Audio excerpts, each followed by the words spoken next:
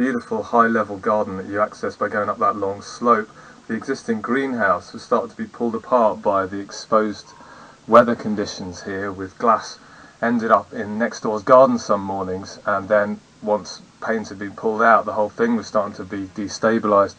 So we're looking at developing or building a greenhouse that's really robust and strong, withstand the elements here with no problem, but also felt that it would be good to have a shed on the back of it as well, because it's to save them having to keep taking their tools to and from the garden at the end of each day.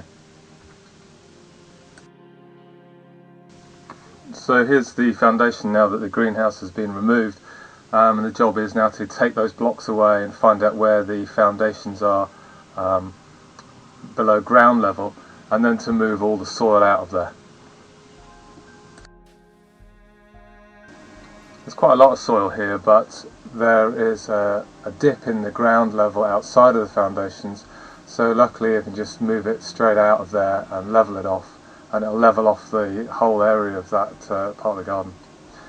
Here I've dug out a trench inside, and you can see the foundations there along the line furthest away from the garden.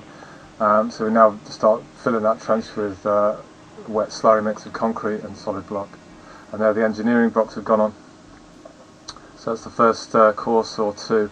We've got a level point, and then we're building up the walls.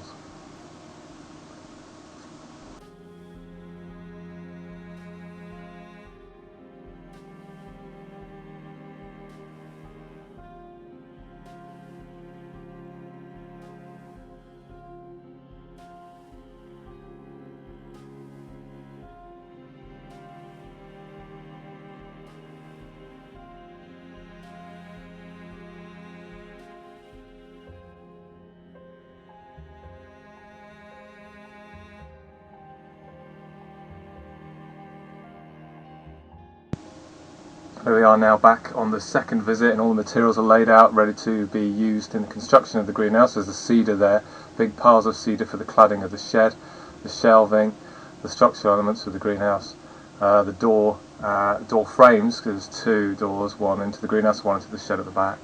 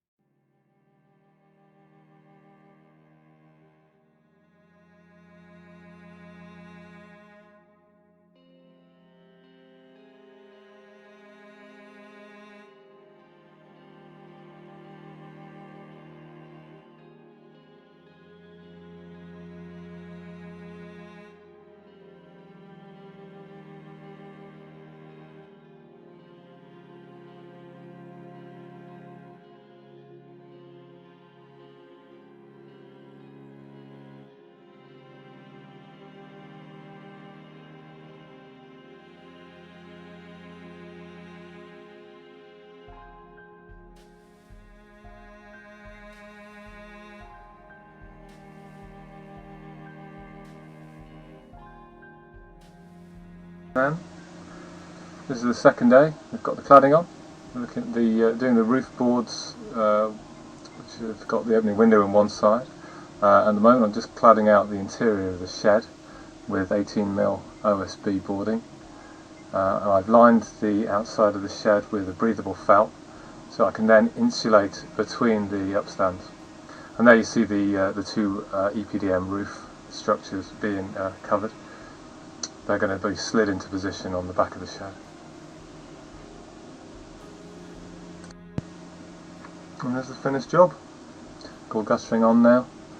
It's got 4 opening roof windows with auto openers in it, cold frames along the side with 3 manual openers, and a manual opening window in the roof of the shed. epdm roof covering, so it doesn't ever deteriorate. It's not like bitumen felt. It should last for, well, let's say 50 years.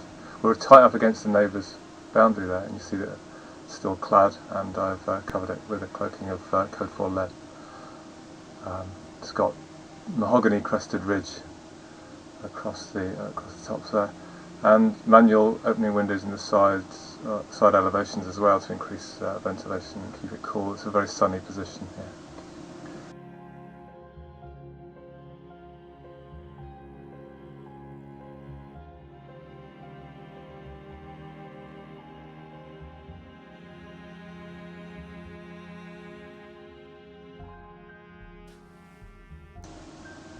Despite the greenhouse only being 2.5 metres long by 2 metres wide, it's quite a generous space inside because of the height, coming over, well, about 3.2 metres high.